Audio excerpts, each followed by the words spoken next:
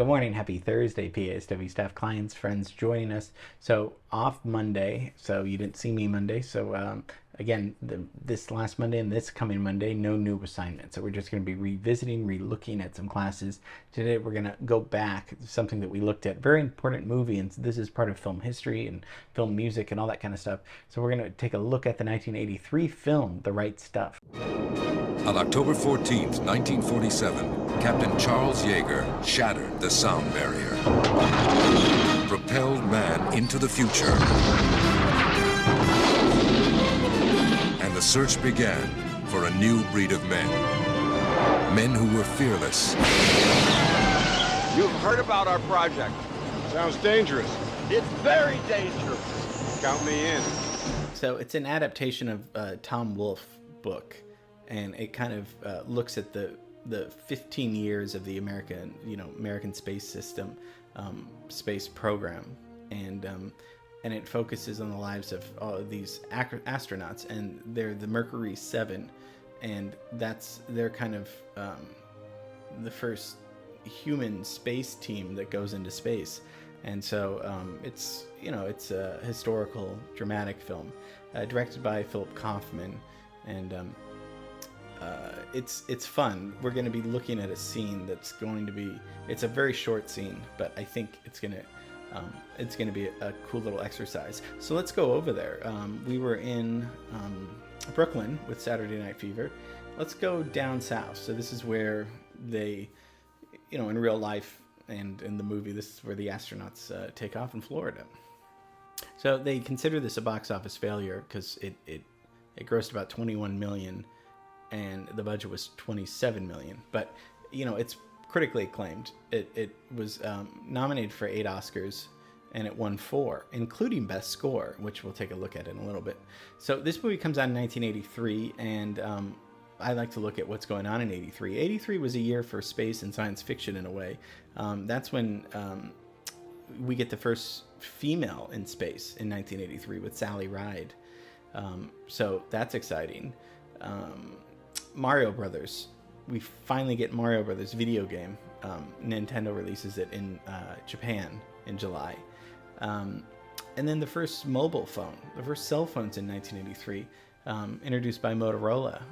And then we get the final episode of MASH. And MASH brings in 125 million views that night. And then Return of the Jedi, Star Wars, comes out in 83. So we also have kind of... So space technology, we're in this kind of Microsoft Word comes out in 83. It's kind of a big year. So they originally wanted John Barry to write this, and I think he was hired and he did write it, but the producers didn't like the direction that he was going to. So, and we've looked at John Barry. He did Out of Africa, a lot of other great. I know he's David Zimmerman's favorite composer, great composer in his own right, and. But it shows you, even if you're great and well known, you can still get replaced. You can still get, technically fired, and it doesn't mean you're not doing a great job.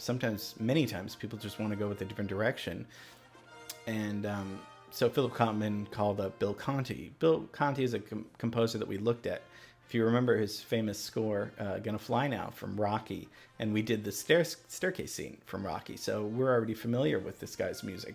Great composer, and he won Best Score for this movie. Why don't we take a look at the scene? Like I said, it's quite short. So this is the scene with the famous score by Bill Conti. We've got to catch up to the star and rush. I'm going to try to get somebody up there. That's fair.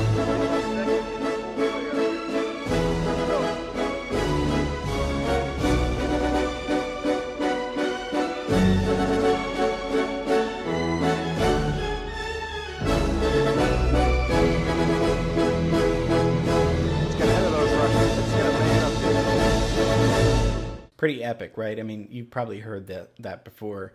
You've probably seen a quick cut of that scene. Really cool.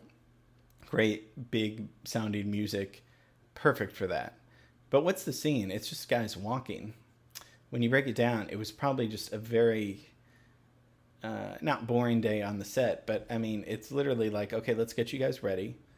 And then you're just going to be walking toward us, toward the camera, and hopefully whoever writes the music to this, that day of the shooting, will convey something good, because if not, we're screwed. We just have kind of these kind of tough guys walking down, and it would so when the composer sees it, he's going to see this. So let's take a look at the scene without the music.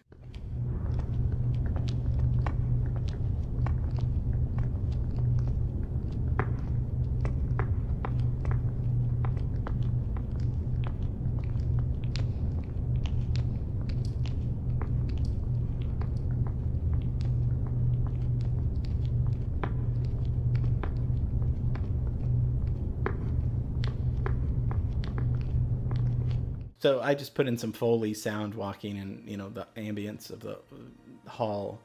But, I mean, obviously that's not as exciting. Could it work? Maybe. It's just a scene of astronauts walking. There's no dialogue.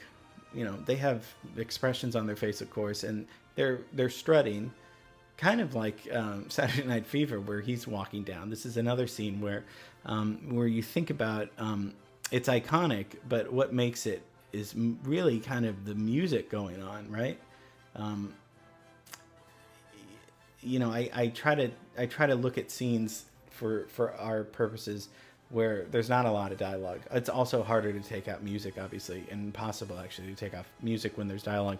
But it shows you, like, obviously music makes a scene better, but it can sometimes save a movie, and just put you in a world where you believe what's going on, the action and the drama. So it can be whatever you want it to be. Let's see if we can make this interesting. So if you are watching this scene, think of it as the composer, Bill Conti, watching it for the first time and thinking, where do I start? This is super, it's free. There's a lot of freedom involved, but then it's also terrifying because you have a blank slate. So we're going to be Bill Conti this week. So come up with some ideas. Again, like we've talked about, I'm so proud of, we really upped our level of integrity in terms of picking it's not your favorite song. It's the right song. If it happens to be your favorite, that's good too. Or the right score, rather. It doesn't need to be a song. This is a song, but as we know, it doesn't mean it has to have words to it. It can, but think of what is the best choice for this. What's the most effective choice? So it's an incredibly true story and just powerful movie. It's a little long, but really great stuff, and very cool to see that Bill Conti was brought in at that last minute, right? It was John Barry up until the final moments, and he had to create a last minute thing, and then it became so famous, that cue, that theme. And so we're going to see your results tomorrow because we already did this assignment. So I wanted to kind of show you that again. Okay, so have a great rest of the day. We'll see your results for this tomorrow. Okay, bye.